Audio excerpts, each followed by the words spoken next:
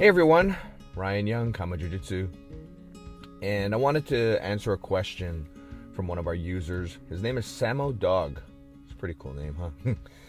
And his question was, hey coach, what do you think of training without tapping or rolling without tapping? I think this is a good opportunity for me to go over, I guess, some of the different ways you can train. Let's kind of work into that one first. So training without tapping somebody.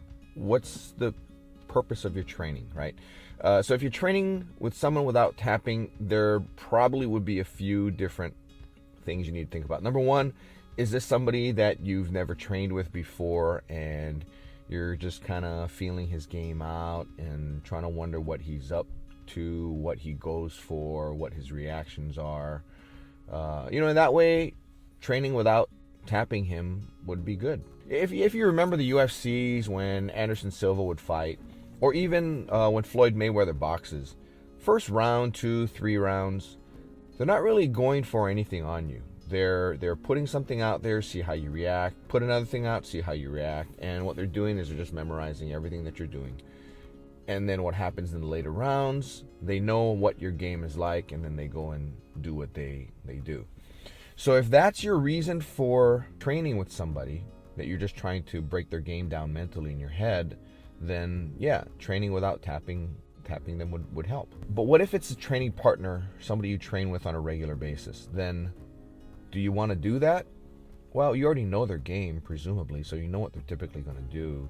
Maybe you're playing guard, you lock his shoulder up, you know you have it, and you extend it a little bit and then let it go and continue on. That's a good way to keep the flow going.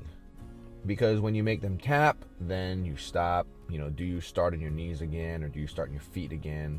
Do you start from closed guard again? Do you start from open guard? Do you resume? You just make him tap, and then after that, just tell him keep going. You just let that position go and keep going with it. I don't know.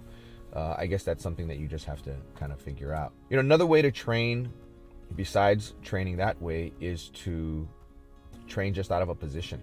So let's say the position is just, I have to pass your closed guard. And you go, and once you pass, or once you get swept, start up again. Start up closed guard, go again. Nobody got submitted, right?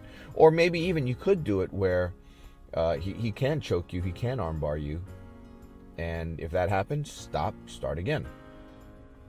And that's a good one because it makes you repeat the guard pass over and over and over and over. Whereas if you're just training with somebody and you're just thinking, okay, I'm going to work on my guard passing today, he's going to have to put you in guard. What if he doesn't like playing guard? What if every time he's in a position to play guard, he kicks you off and he gets back on his knees or on his feet? Then you'll never play in guard. Doing the type of training where you just do what we call positional training. So we have positional drilling, positional training.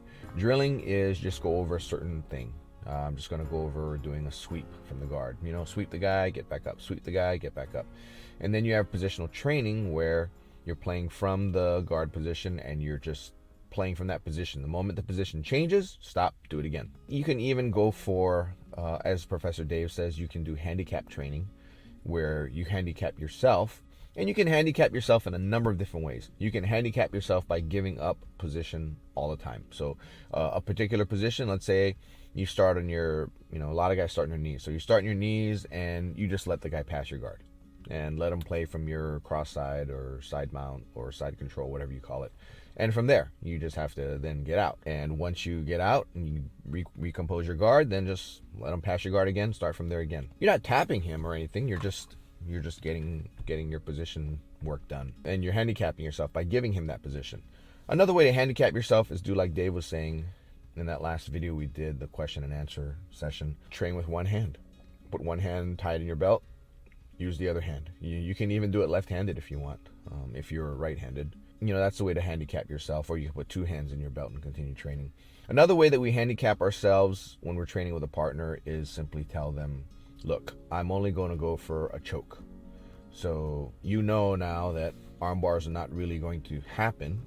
It's not to say I can't fake an arm bar to go for a choke, but by handicapping myself and only doing chokes, I may do that for somebody who's particularly good at defending a choke. If I know he's good at defending a choke, and then guess what? I'm going to always go for a choke on you. Why am I going to go for an armbar? Because that's the one you can't defend. On the other hand, if I'm trying to help you, then what I'll do is I'll tell you, I'm only going to go for your arm. So don't worry about the choke. I'm only going to go for your arm, which means that they have to work on defending their arm. So in that way, I can handicap myself by eliminating the choke and just saying I'm going to go for the arm bar. Another thing that I would do is, especially if I'm training with a student, I have, we have our curriculum, our Kama Jiu-Jitsu curriculum, and for every position at a certain level, you're expected to do something or some things. So let's say from a position, let's say I'm mounted on you and you need to do one of the 3 different mount escapes. Then what I'll do is I'll mount you and I'll block 2 of those 3 methods of escape completely, so I don't make them available to you. And let's say the one that I leave open for you is the one that you never do. You hate doing it. And you think it's your weakest one, so therefore you never do it.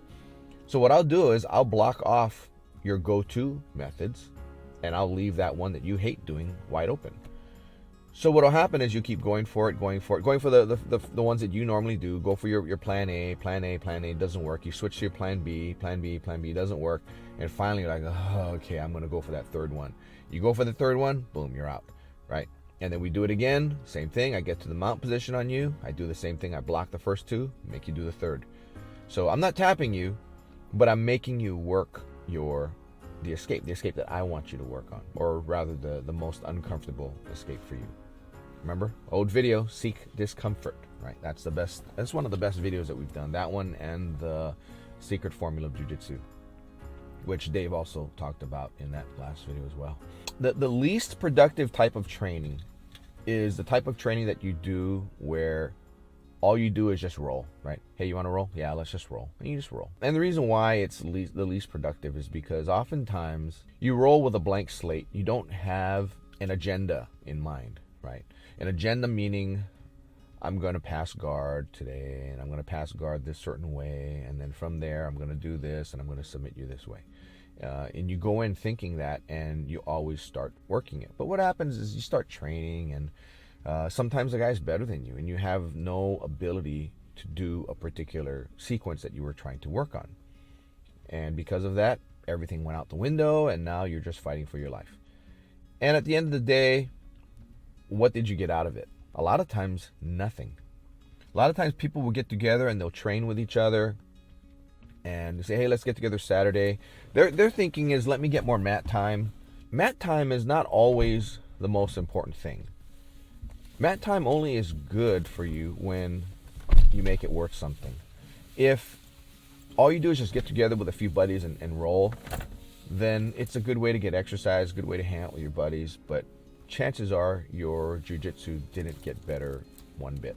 And if you're looking to progress in jiu-jitsu and that's the reason why you're doing this mat time, then you wasted your time. I knew some guys who would get together early morning on a weekend day, and I remember going in and watching them drill, and I just thought, man, the drilling's all wrong.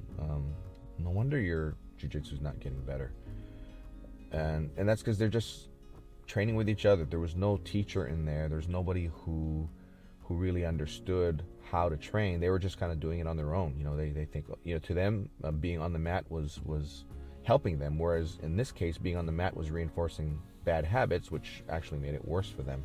In answer to Samo Dog's question, what do I think of rolling without tapping anybody? It's a tool. Use a tool for what it needs to be used for, but don't use it all the time, because there are other tools that you need to use that will help you depending on what you want to do. In the end, you just want to get better 1% every day. That's what my cousin Shell Young, who runs Taco Jiu-Jitsu, our affiliate in Hawaii, told me. Just try to get better by 1% every day. Don't try to get better by leaps and bounds. Don't tell yourself, I'm going to conquer passing guard today. Just tell yourself, I'm going to pass a little bit better today than I did yesterday. And if you do that every day, those little incremental steps are very easy to manage. It's like when you're in the weight room and you're lifting, just I'm going to do one more rep today than I did yesterday, or I'm going to do one more pound than I did yesterday.